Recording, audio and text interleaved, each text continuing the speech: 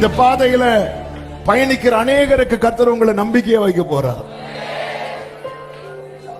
உங்க லைஃப் அநேக ரெஃபரன்ஸுக்கு எடுத்துக்கொள்ள போறாங்க, அநேக ரெஃபர் பண்ண போறாங்க.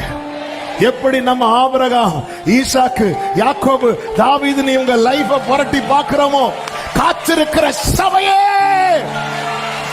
இயேசுவின் நாமத்தில் இந்த வார்த்தையை சிலரோடு கர்த்தர் தீர்க்க தரிசனமாய் பேசுகிறார். உன் லைஃப் அநேகர் புரட்டி பார்க்க போறாங்க. நம்பிக்கை வருவதற்காக, நம்பிக்கை வருவதற்காக உன் நிமித்தம் ஆகோரின் பள்ளத்தாக்கை கர்த்தர் நம்பிக்கையின் வாசலாக இந்த வனாந்திரம் அநேகருக்கு ஆமென் எல்லாம் முடிந்தது என்கிற பயத்தை கொடுக்கிறது.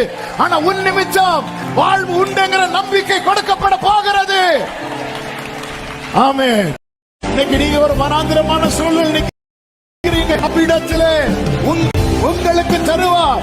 இது எப்படி ஆகும்? நீ ஆராதிக்கிற தேவன் உன்னோடு பட்சமாய் பேசுகிறவர். இல்லாதவைகளை இருக்கிறவைகளை போல வரவழைக்கிறவர்.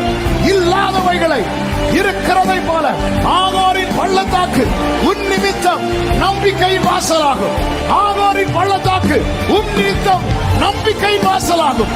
ஆகோரின் பள்ளத்தாக்கு உன் நிமித்தம் நம்பிக்கையின் வாசலாகும். ஆமென், ஆமென்.